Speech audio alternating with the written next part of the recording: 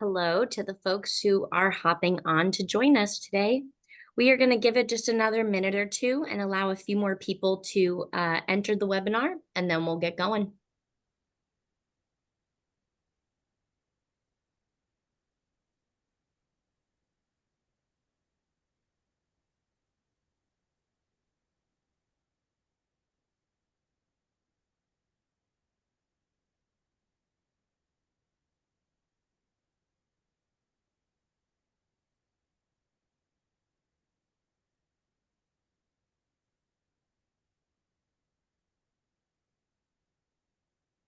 And hello to all the folks who are just hopping on the call.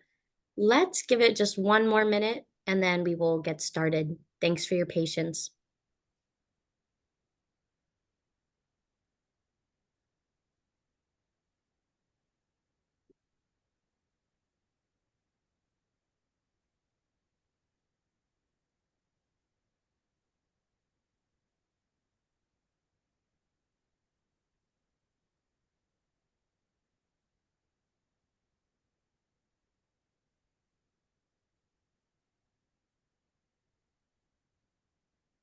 All right, and let's go ahead and kick things off. Thank you everyone for joining our monthly user webinar for Evolve Mechanical. Today, we have our Evolve product managers and customer success team on the call to provide support, demonstrate features. We'll go over some of the common questions that we hear, and we will be taking your questions live today. Please submit your questions through the Q&A function in the Zoom toolbar. If we don't have time to get to your question by the end of this hour, we'll make sure to follow up after the webinar through email. This webinar is being recorded, and you can find all of the Evolve webinar recordings on our YouTube channel. All right, and with that, I'm going to pass things over to our Customer Success Manager, Alex Siebert. Awesome. Thank you, Marina.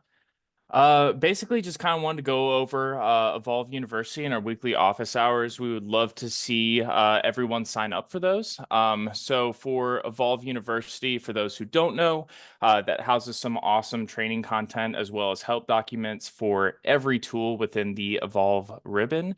So we definitely suggest you sign up for that. For the weekly office hours, just to give you a little bit of an explanation on that. So it's kind of like the monthly webinar. However, besides just going through what's coming down the pipeline for Evolve, we also go through questions that you bring to us. So we would love to see you there, love to answer some questions that you guys have. I do want to point out for Evolve University that we do have a certification available to all users. If you get into Evolve University and you only have the Evolve training learning path assigned, please reach out to me. I will make sure that you have that certification assigned to you and your group. I'm dropping my email in the chat for everyone, but for those listening, it is alex.siebert@evolvemep.com. Let me know if you have any questions or would like to sign your team up, and I will do my best to help. With that being said, I will now pass things over to Seth. All right. Well, thank you, Alex. Let's see. I'll go ahead and just share my screen out. We'll do a quick product update. Go through a few new features for 8.0. Let me get this showing here. I think that should be going. Perfect. Okay. So yeah, product update. Like I said, we'll kind of go through a few of these items and then actually look right at some new 8.0 features that we're going to have coming out. But first, just announcement. I think this might have been covered in the last monthly webinar for Mechanical. The 7.4 hotfix is available, so you can go and get that right now just on the evolvemep.com/downloads page. Check out the release notes, see what's been updated. It's mostly just small little bug fixes and some small enhancements, minor updates, as a hotfix typically is. But yeah, if you haven't or if you weren't aware, go ahead and go get that downloaded and installed. So the next topic then is the 8.0, tentatively scheduled for late July. Say tentatively because that's when it's planned for, but we do pretty rigorous QA, QC testing, so we want to make sure that everything is stable and ready to go for that release. let's see. Yeah, most of the features are complete or in QA right now. Like I said, I'm going to be actually sharing a few of the new features with everybody today. That would be primarily what I'm going to be spending my time on. But yeah, that said, not all of the features are quite ready in the version that I have right now. And with that said, I guess I'll go to the last point, the 8.0 beta version. I'm working with it right now. If anybody here is interested in testing out what is technically called 7.5 right now, it's the beta release. It's ready for testing, but we ask that, if you do choose to, I guess, participate in the beta, not to use it on a live product or project. But again, if you are interested, please let me know. We're actually going to be doing a little bit of the change with how we're rolling out the beta this year, or with this version. Like I said, currently I have the 7.5 that's available for anybody who wants to try it out. Again, not on a project that's actually a working project, but give feedback, look for any issues that might be having. But if you want to check out the new features, that's a great way to do it. Just email me or hit up support, and they'll get me in touch with you. The second phase of the beta that we're actually going to be doing is more of a pre-release. So once we have basically the release candidate for the installer that we think is going to be the one that will become the 8.0, that will be the production one that we host on the website, we can also share that one out. That one will be able to be used in a production environment. You'll be able to use it on an active project. But if you kind of want, maybe one of the features that I'm going to be showing today, if you really want to get your hands on that, if you want to use it, see how it works, maybe make suggestions to improve it even, by all means reach out and we can get you in on that pre-release as well. But yeah, we just want to make sure that we get it in your hands as quickly as possible, especially with some of the new features we have coming out. I think that's about it there. Let's see here. Yeah, so we'll just jump into some of the new 8.0 features. If there's any questions, like Marina said, just go ahead and use the Q&A section to chime in and ask a question, whether it's revolving around the any of the features that I'm going to be showing here today, or if you just have a question in general. If it makes sense to answer it right here, we certainly can. Okay, so the first one I want to talk about, not really anything I can show, but 2025 support. That's coming for 8.0. That's kind of the big distinction that makes it the 8.0 rather than another iteration of the 7 point something. So we'll have 2025 support, and with that, as always, we drop a year, so 2021 support will be going away. If you're on a project with 2021, of course, you can continue to work in it. That version won't shut off on you, but no more updates on 2021. So the next feature, or the first feature really I want to show you, is renumbering multiple runs. So kind of use this as an example here. If I go to utilities and click on renumber, I have renumber elements by spool, by service, and by continuous run.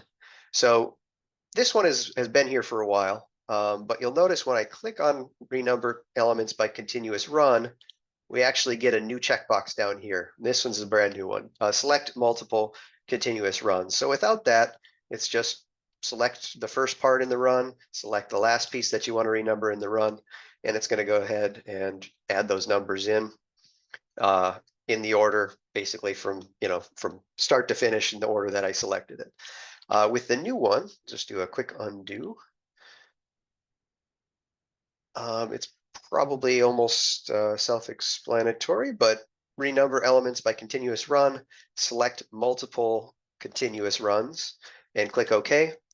And now we see I actually get the single or multiple selection mode, whereas before it was just a single selection mode. So for this, I can just select basically multiple runs. So I'll start them here, click Finish, select the end of the run, and maybe we should change that to select the elements at the end of the run.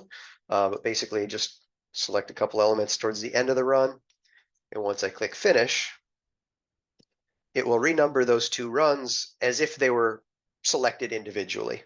So you'll be able to see here, I did a prefix of the fabrication service abbreviation. So basically it just starts at 1, and I did non-contiguous or same number. What's the option? I always forget what it's called. But basically don't give it the same number for similar items, so that it just numbers them sequentially down the run. So you can see that it's a really easy way to renumber multiple runs.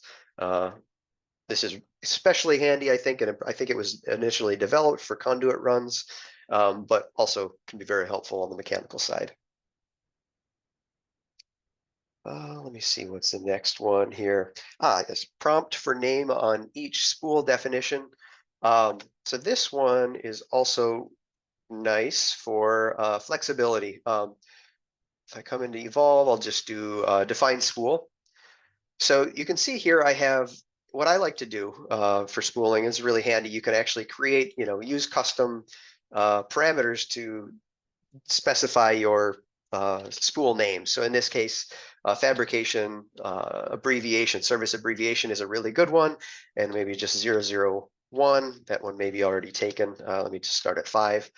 And this is great, because I can, select a few pieces here, finish, select a couple more, and finish. And so it'll be, I think it's return error 1 or return error 005, return error 006. The next one would be 7. But now if I go to select maybe a couple of these, now it's going to be CHWR 007. So I probably want to start that over at 001 or wherever I, picked up last. So rather than canceling out, which is what I would have to do if I wanted to switch and start my numbering sequence over, rather than doing that, I can just select prompt name on each definition, and then basically, start that over at 001, say okay, grab a couple here. That's an assembly, maybe that's my return. And then 003, oh, but I want to go to my chilled water return now, so maybe I start that back over at 1. So it's just going to pop up every time. And once I know I'm okay on a system, then I can just go ahead, and unselect that, and then it'll just go back to the standard continuous mode. So a nice handy feature. Again, nothing too groundbreaking, when it comes to functionality, but it's just that quality of life. Makes things a little bit easier, a little bit more predictable, less clicks, when you do have to jump from one system to another when you're creating or defining spools. All right. Let's see. Oh, the next one, stretch transition. This one really for duct, but we have, let's see, I have an explanation or an example up here. So this one has to do with the optimized fitting functionality here. So previously, I don't know, maybe you can even see in this example, there's a transition, and let's see if it'll do it. I don't know if you can see it or not. Might be kind of small on the screen. But the transition will actually stretch the extension in and out. So it's like stretching, if it was an elbow, it'd be like stretching the throat rather than changing the length of the transition. Now, for some shops, this might be fine, but for others, that can create a part that is almost impossible, if not impossible, to fabricate. I believe it's where this transitions into the straight.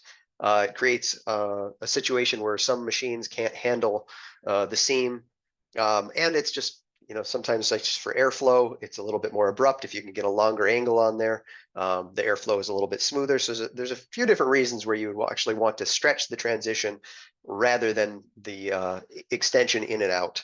So this update optimizes for that, basically. So in the situation where I have transition, I can use my optimized fitting, just make sure my tolerances are good. 10 inches, I believe that should be good. Yeah, 7 inches, and it's like 6. Yeah, perfect. Okay, so this will work fine. So I'll do my optimized fitting, and I'll just select the transition, click finish, select my straights, click finish, And you can see that the length of the transition actually changes again, rather than the extensions in and out, which is typically a better scenario. Now, one word of warning on this, if you do test this out, I believe if the length is locked, it will fail, and you'll be presented with an error that tells you that it hasn't been optimized. But if the length is locked, it will not stretch, and you will get a warning. I believe if a calculated value, or if it's just a standard length value, it should work as intended. All right. So I think that pretty much covers that one. So the next one, undo event. So yeah, this with the quick dimensions. So again, this is one of those kind of quality of life, small enhancements, but it goes a long way, especially if this is a function or feature that you use frequently. So this quick dimensions, it's really nice. I can go ahead and select multiple items and a grid line maybe. If I want to dimension all of these fittings or all of these pipes and ducts off of that grid line, I can just select those items, hit finish, select where I want to place my dimension, and it'll go ahead and place all those dimensions in from that grid line. So you can very quickly place, 1, 2, 3, 4 dimensions really, really quickly. You don't have to drag them around a little bit, clean them up maybe, but really easy to put in multiple dimensions. So maybe I want to do that multiple places along the run here. Maybe I'll come around the change of direction here. I'll just put in a few instances, and then maybe one down here, just to round it out. So I have 4 instances of different dimensions here. So I can click finish, and that should be about it. Those are all placed. Now, previously, if I were to hit undo, it would undo all of my dimensions. So basically all of the dimensions that I did within a continuous session. So this enhancement simply just creates an instance for every set of dimensions that I place. So one undo just undoes the last one. So you can see that dimension's gone, but this one still remains. So if I do one more undo, you can see that one's gone, but the other 2 remain. So again, just a nice little enhancement that makes the day-to-day a little bit easier.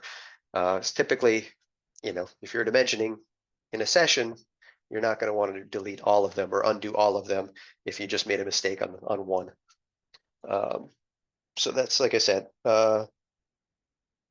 quality of life and just kind of the everyday usage improvement. Another one of those, and the last one that I'm going to cover here for the enhancements, is workstation settings. I think I have an image, probably the best way to show this. Just some changes, just wanted to make everybody aware of them because it will look a little different. Now the coloring will be just standard. It will just look like your standard view or workstation settings.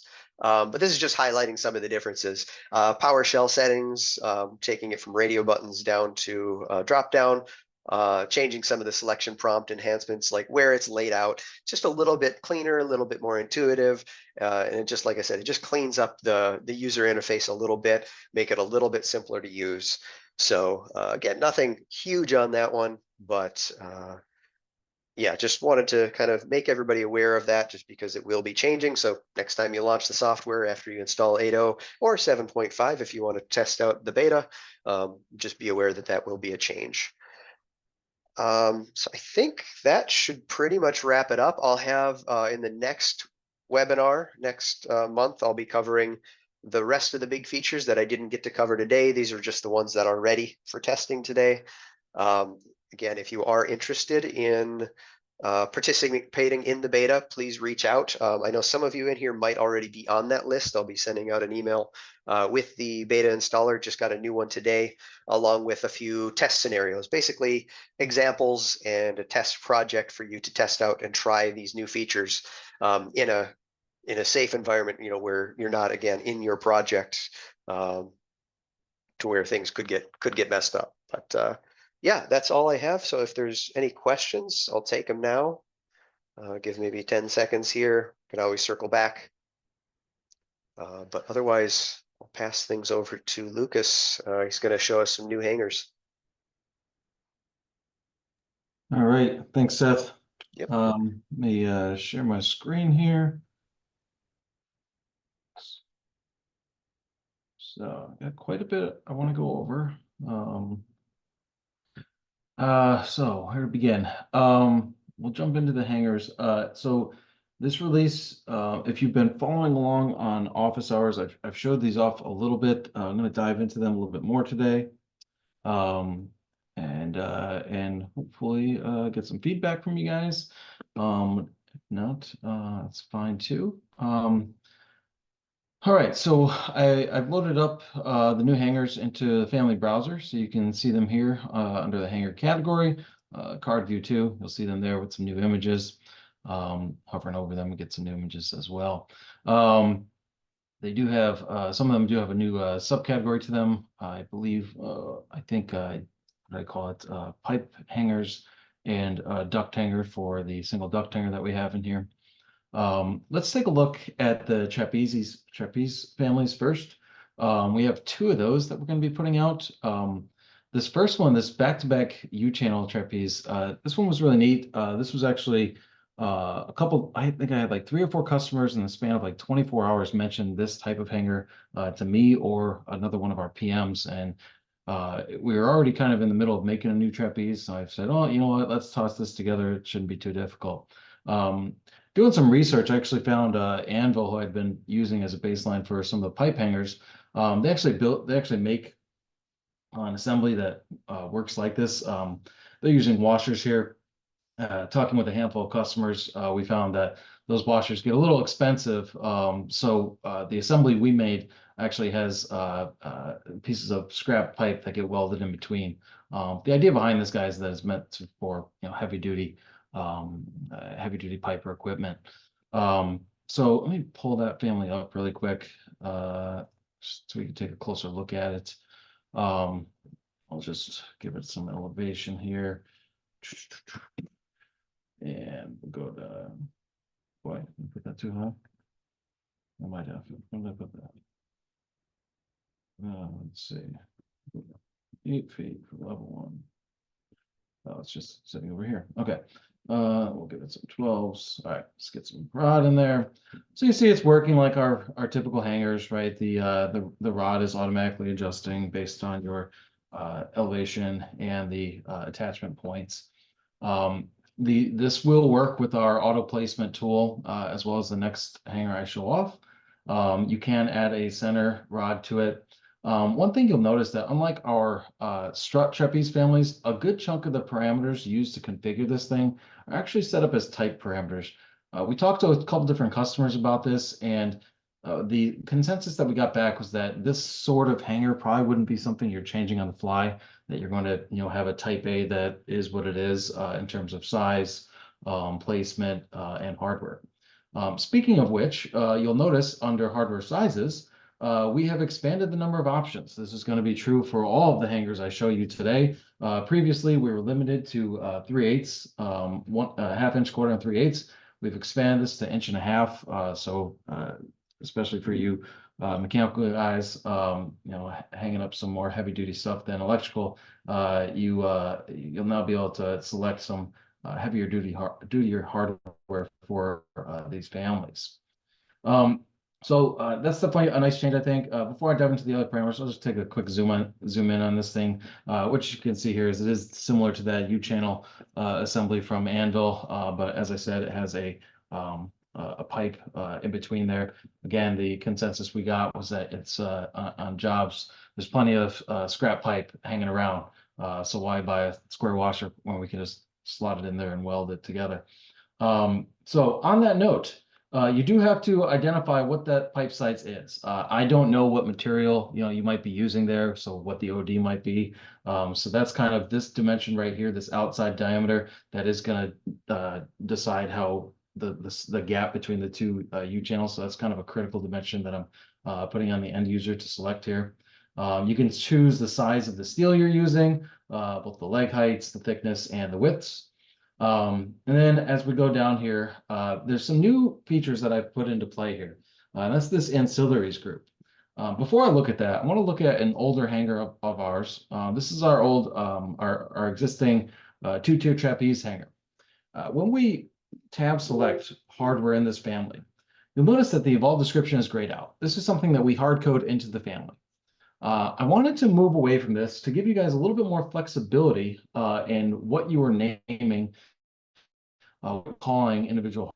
Changing geometry, that takes a little bit of work, but if you're happy with the overall construction, but maybe you want to call this thing something else, you want to call it a different part number, or whatever the case may be, I've given you an ability to do that. So within this family, and all the families I'll show you today, under this ancillaries category, you'll see these description parameters. So this one, for instance, this let's go down to hardware 3.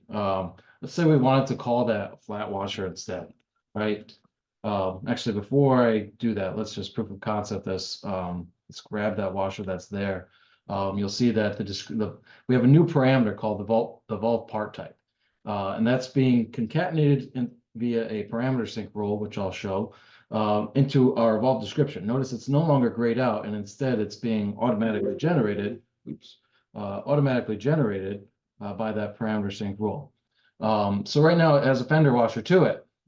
If we come into our family and into that ancillaries category, we can call this whatever we want, right? Let's call it a flat washer. And we can even, maybe we want the hardware to be stainless steel instead. When we go ahead back to that washer now, no geometry changed, but the metadata has changed, right? That description has updated to reflect those ancillary metadata changes we've made. This will then reflect within your bill of materials, right? We'll see that hardware is now listed as stainless steel. So again, I'm trying to open the door a little bit here for you guys to be able to customize the families a little bit more without too much headache getting into the family editor, changing things around, deleting formulas or anything like that. So that's going to be true for all these families going forward here. Within the type properties, you'll have these ancillary metadata options where you can customize what you want to be included. Similarly, if you don't want to include hardware within your assembly, maybe that's something you account for there, or you stock hardware on your in your shop and you're not worried about a bill of material for it, you can just uncheck that box, and hardware will disappear and fall off of the bill of materials as well. Same thing is true for the mounting attachment. And this one is another one that I want to talk about. I'm taking a leap of faith that I won't get killed for doing this one. What I found with our other families, this trapeze, was that we had a handful of different attachment types in here, but inevitably it's not all of them. There's no deck inserts in here. There's no T-cord hanger. There's plenty of other attachment types that we could put into this family. The problem is adding more and more bloats the family with parameters, formulas, and geometry. So I got to thinking, how can we resolve this? So what I did is I put together a generic box that represents what that attachment is. You can change the size of this via these instance properties here, height, length, and width.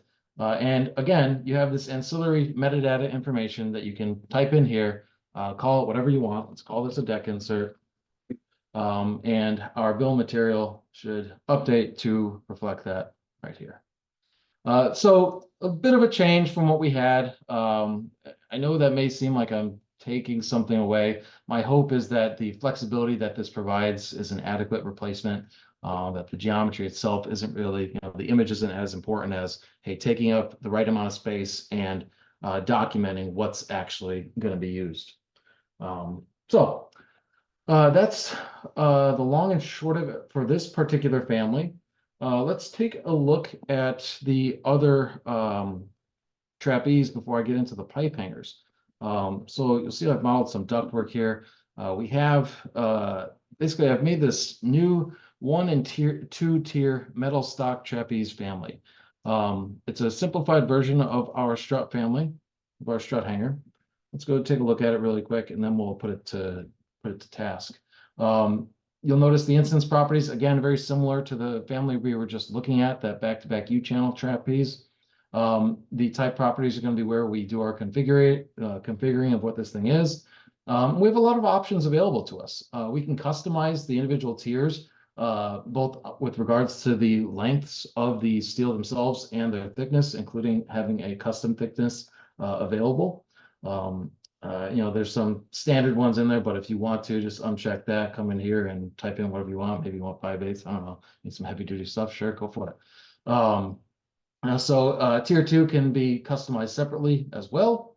And then again, we see that we have all those new larger hardware options available. Again, this trapeze is intended to be used for slightly heavier material. As we come down, we have our ancillaries and zone of influence. I won't go over those again. They function exactly the same as the U-channel assembly I showed you previously. Let's put this guy to task. As I said, these first two trapeze, they will work with our auto placement tool. I'm just going to come into auto placement. I have a I have a profile configured here. All it's doing is looking for a family, and it's auto detecting what trapeze it needs based on the number of tiers. We're just going to go to the level above, pick a direction. And what we should see is that a handful of 2-tier types get put in, and then a handful of single-tier types get put in as well. And I did not time that well enough that it would finish by the time I finished speaking. So there we go. All right. So yeah, we see what we're looking for there. I think is that the wrong hardware size again? We got to fix these defaults. I thought I did that already. I don't think we would use 1/4 inch there, but never know. So yeah, it's working nicely enough. Got a couple of 2 tiers and then a handful of single tier families as well. All right. Any questions so far on the trapeze families that I've looked at? Gone over. No? Radio silence. All right. Everybody's still here, so that's good. All right, let's take a look at the pipe hangers next. These. So I don't think I loaded all these in, but we can look at them in our family browser here. So we've got a handful.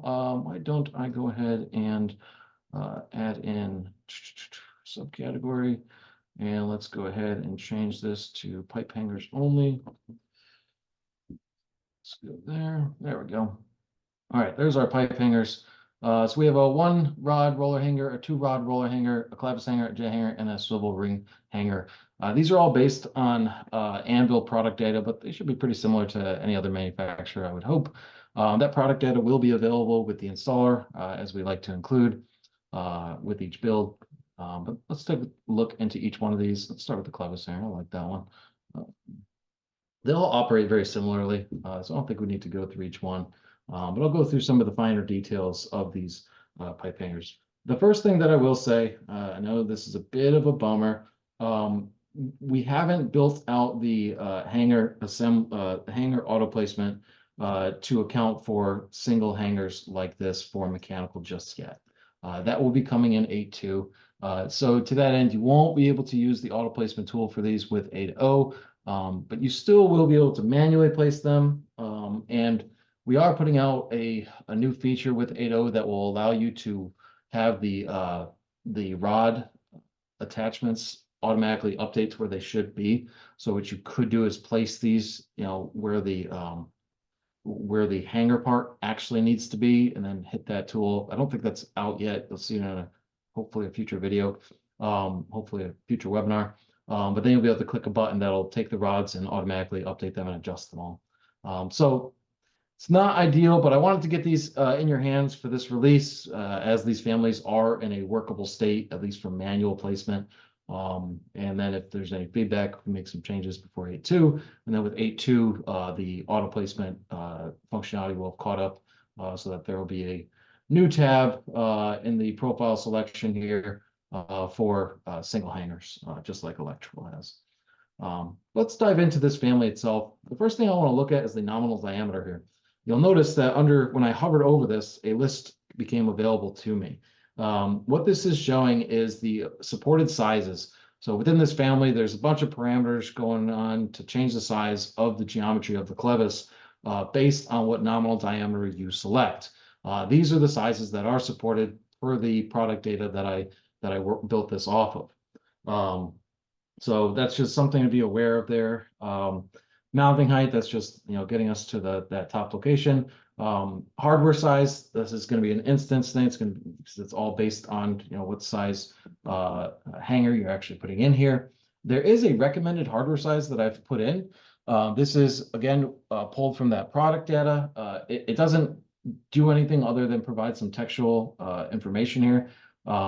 One thing I will say, when we get to A2, I'm going to try and make sure that the auto placement has an option for, like, you know, use recommended hardware size, you know, checkbox or something, that when you select that, it'll automatically read this value here and select that for you, so you don't have to manually go around.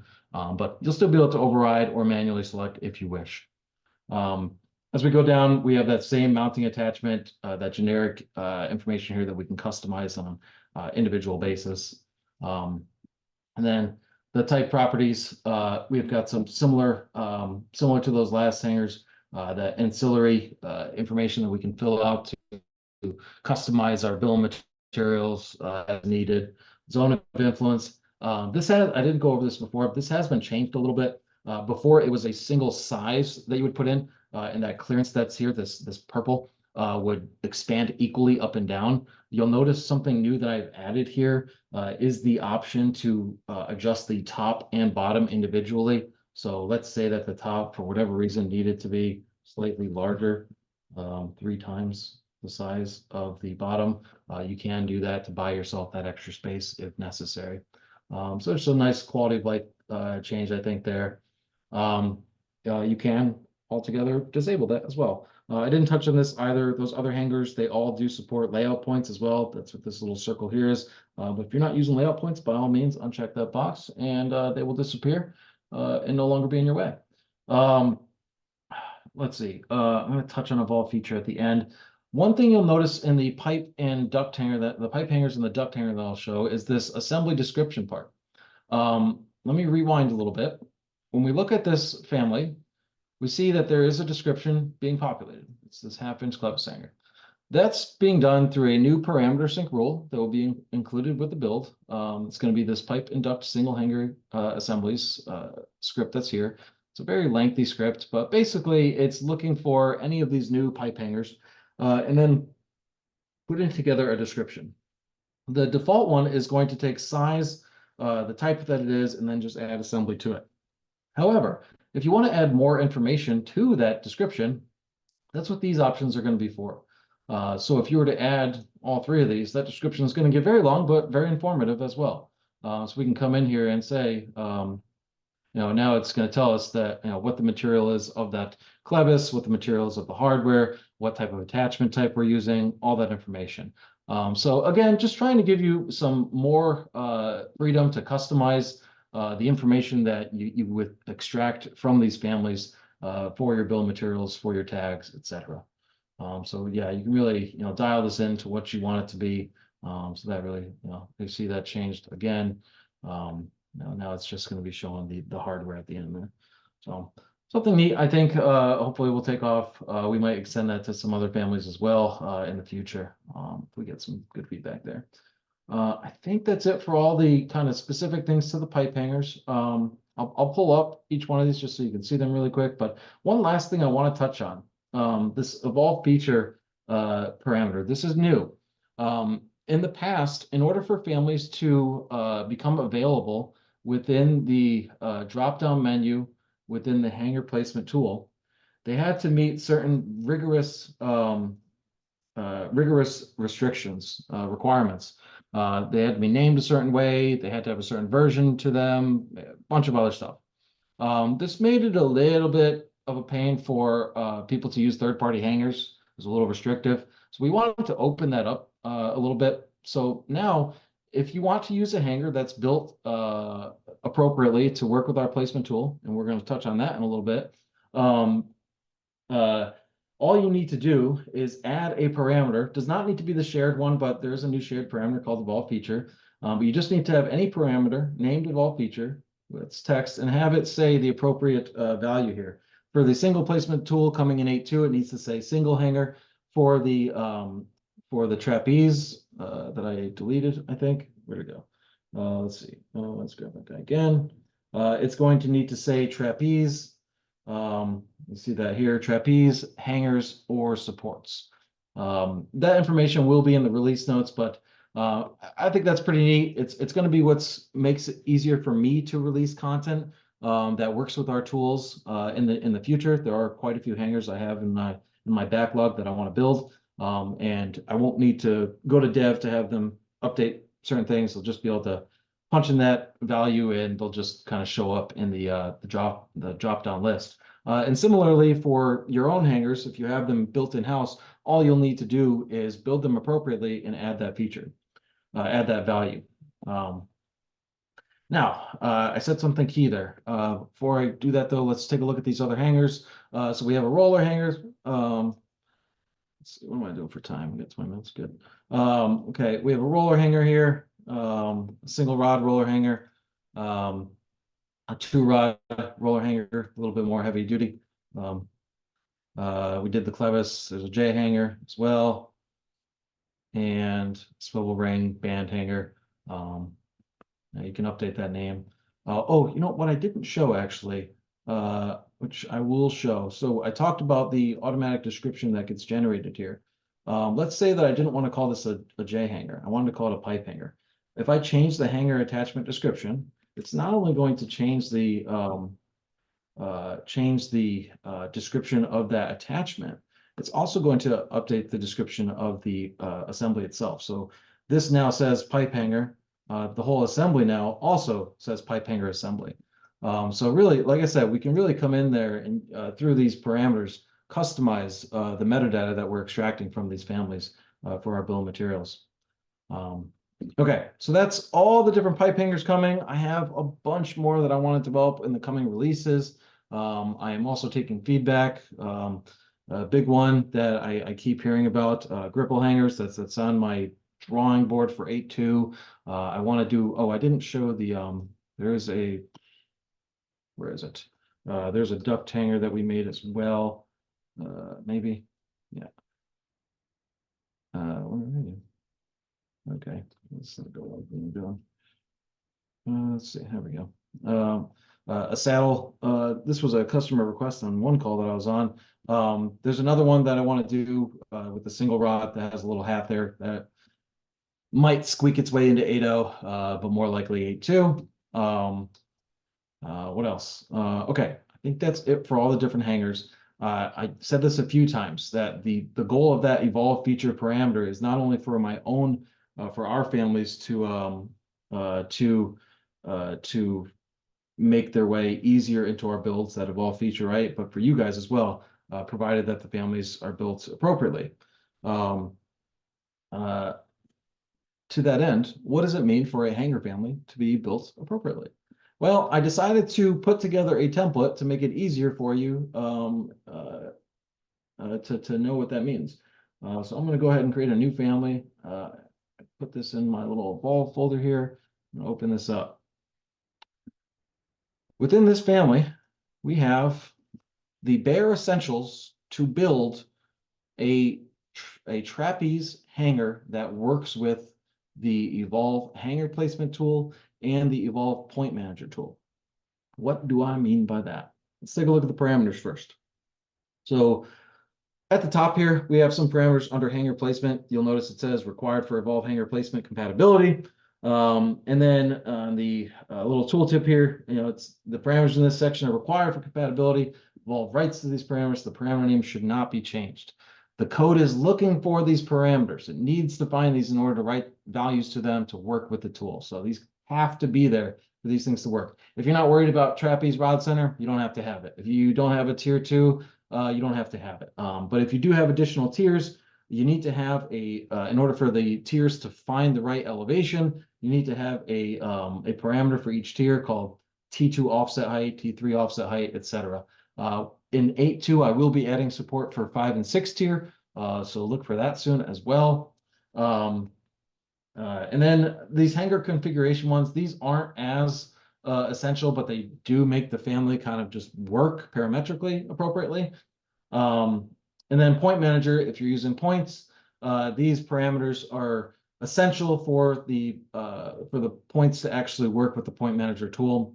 Technically, you could rename these, but it's all set up to not need that. Basically, those parameters are getting called up within these nested values here, and then linked into these nested parameters as well. All kind of critical for the family to work appropriately. While we're looking at geometry, another thing we need is we need nested rods like these that have a parameter called rod ID. And for each one, a value needs to be written. And that's wrong. I fixed that yesterday, but apparently not. So for each one, you're going to need a 1, a 2, or a 3. And our software will find those rods and we'll be able to actually place the family appropriately at the right elevation and at the right X, Y, Z locations.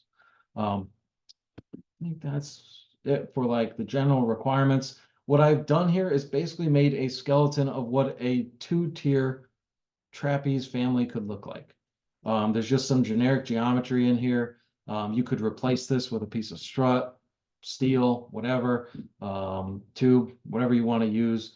I've gone ahead and labeled the reference planes to be very clear as to what their purposes are. So as you're selecting through, they kind of are associated with the parameters that they correspond to. So just trying to make things very clear if you're trying to reverse engineer how to make this. So the purpose of this family is to, hey, maybe you want to build a family from scratch. This is a good template to start with. Maybe you have your own hanger families in-house and you'd like to get them to work with Evolve's hanger placement tool. Open this family up and use it as a guide, as a map to what you need to have within that family in order for it to work with our tool. All right, I am coming up on 15 minutes. I've monopolized this enough, I think. Those are the major features coming with major content features coming with 8.0. Again, I'm sorry that the auto placement for pipe hangers won't be in 8.0. It will be for 8.2. Very excited for that. And the trapeze, those will be working. Any questions so far with that? I'm going to call it there. If not, I don't see any. All right. I'm going to go ahead and turn it over to Sean. He's got some topics he would like to go over with you all. Thanks.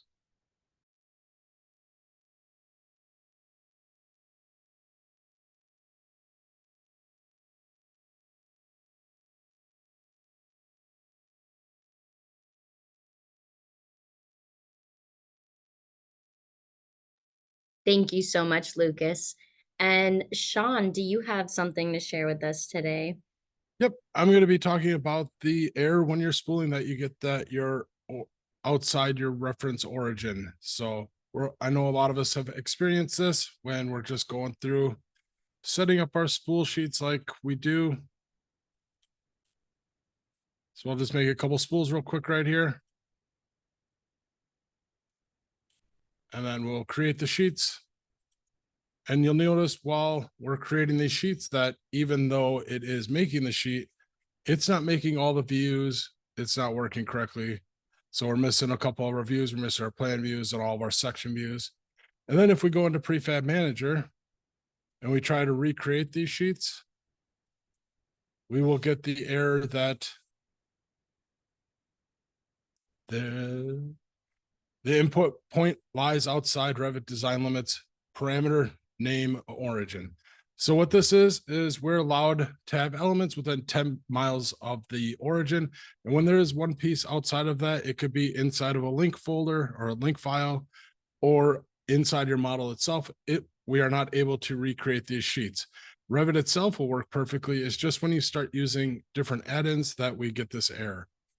So the first step you're going to want to do to clear this out is go into Insert, Manage Links, and you're just going to want to unload your links and see if that clears it up. Because most of the time when this happens, there is something in a link file that is outside of the design limits. And then when you go and create your sheets, it will just fix itself. If you unload all of them and it works, that means what I would do is actually start loading in your models one at a time until it breaks again. And then, that one is the one with the item in it. But in my case, I unloaded it and it's still the problem. So what we do here is we cancel out of here again, go to your default 3D view. If it's sectioned down like this, you're going to want to undo the section box and then hit zoom all. And if your model disappears like this, you know that there's something way off in space. So what we're going to do is just start selecting around here. And we just happen to find this little 1/2 inch coupling way out in space. When you look at the location of it, it's going to be way out in the middle of nowhere. If you simply delete this piece, since it's not in there, and you do zoom all again, you'll see that it populates the model correctly. And then once we go back into the prefab manager and try to regenerate these sheets again, you'll see that we're making our views. See, we're creating all of our views up on the top there. And then our plan view, and everything just sort of works the way it's supposed to. So once you get rid of those parts out in the middle of nowhere, the tool is allowed to run again properly. So that's just a short little topic that has come up quite a bit lately and how to fix it. And with that, does anyone have any questions about any topics that we've covered? Doesn't have to be the topics we covered or anything in Evolve.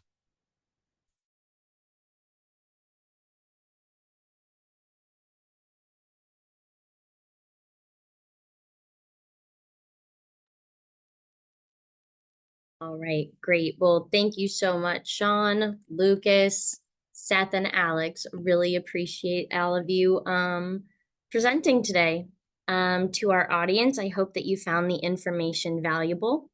We'll give it just a few more seconds to allow any questions to come in. And while we're waiting for those, I'll just go ahead and throw these QR codes up on the screen, just in case anyone wanted to make sure that they joined the office hours.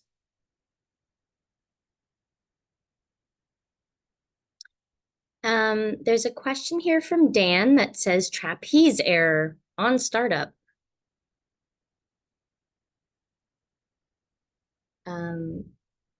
Sean, is this one that you're able to take? Dan, I'll reach out to you after this with the specific instructions on how to fix it.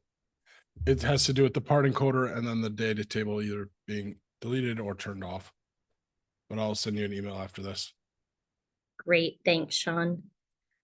Joe asks, are these recorded sessions available online? They are on our YouTube channel. So make sure to follow us at Evolve MEP, one word, is the name of the YouTube channel. But Joe, I'll make a note here to make sure I shoot the recording over to you specifically. We'll make sure you get that. All right. Thank you so much, everyone, for coming to the webinar today, and we'll see you all next month. Have a good day.